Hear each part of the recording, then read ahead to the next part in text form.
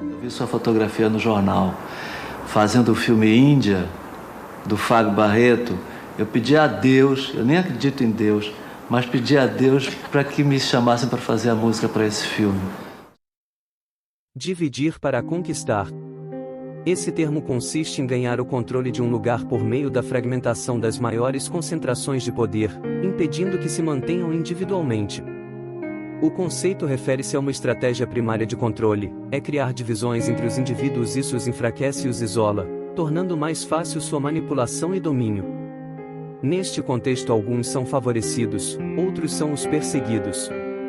Esse conceito foi utilizado pelo governante romano Júlio César, por Filipe II da Macedônia e até por Napoleão. O uso desta técnica refere-se ao controle que o soberano possui sobre populações de diferentes interesses, que juntas poderiam ser capazes de opor-se ao seu governo. Sendo assim, o governante precisa evitar que os diferentes grupos e populações se entendam, pois uma união poderia causar uma oposição forte demais. Historicamente, essa estratégia foi utilizada de muitas maneiras diferentes pelos impérios que buscaram expandir os seus territórios. A esquerda no mundo todo fez esse trabalho com muita competência. Eles dividiram nossa sociedade em grupos antagônicos entre si, jogando mulheres contra homens, negros contra brancos, homossexuais contra heterossexuais, pobres contra ricos, índios contra o homem branco, ateus contra crentes, e muitos outros exemplos. No entanto, havia um grupo que fora esquecido, o dos evangélicos, mas depois das últimas eleições a esquerda brasileira começou a trabalhar sua principal política de divisão neste grupo, até então esquecido ou negligenciado. A música brasileira, Caetano Veloso e Kleber Lucas estão cantando junto um hino evangélico, Deus cuida de mim. Por quê? Acho que foi Deus. Qual é a sua compreensão de Deus, Caetano? Não é uma pergunta fácil de responder, sim, Kleber. Sim, o que você acha? Eles entenderam a potência do povo evangélico e começaram o seu trabalho de divisão. Com uma música lenta, tentando emocionar, os escolhidos para fazer o processo de divisão foram o pastor e cantor Kleber Lucas e o ateu declarado Caetano Veloso, que ainda tem a coragem de usar o nome de Deus em sua fala. Veja que ele continua sendo ateu, pois não sabe nem definir quem é Deus, coisa que qualquer convertido consegue fazer. E acho que essa música, ela aponta também para essas pontes que precisam ser construídas, que algumas foram demolidas. Principalmente uma ponte entre o mundo no qual estou habituado a viver e o mundo evangélico, que é uma enormidade, é um fenômeno de importância incomensurável na vida brasileira contemporânea. Eles falsamente dizem que constroem pontes, quando na verdade só sabem construir muros. A esquerda quer combater o racismo criando mais racismo, querem combater o machismo criando o feminismo colocando ódio entre mulheres e homens, querem combater as desigualdades sociais criando uma classe milionária e outra escrava. Isso não são pontes, são sim muros que impedem o diálogo entre as classes. Eles só sabem pregar o ódio com a falsa ideia de amor. Eu tô louco pra saber o que é que você tem certeza que você tem. Quem vem para cá do século XIX não são as igrejas da resistência que estavam lutando ali pela liberdade. Quem vem para cá são igrejas, são missionários e pastores que tinham ideias coloniais.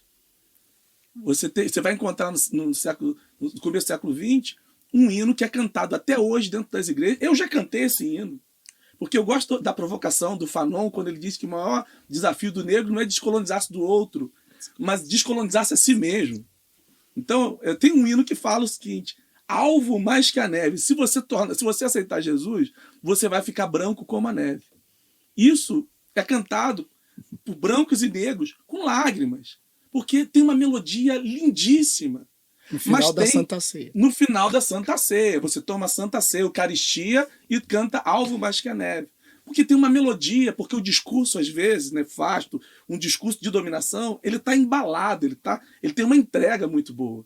De uma melodia linda, de uma memória familiar, de uma memória comunitária. Todo mundo cantando, de olhos fechados, de mãos levantadas, ou ajoelhados, ou um coro cantando. Alvo mais que a neve, branco como a neve, branco como a neve. Porque o sangue de Jesus me torna branco. As ideias de embranquecimento estão lá no hino. Então, há um distanciamento, há um caminho a ser percorrido Porque essa teologia, uma teologia preta, está chegando no Brasil agora. E você vai ter James Cone, você vai ter grandes nomes que vão propor, a partir da década de 60, uma teologia preta que só chega no Brasil agora, porque os seminários abominavam esses livros, esses conteúdos de uma teologia preta, de pensar o sagrado, não numa perspectiva eurocentrada.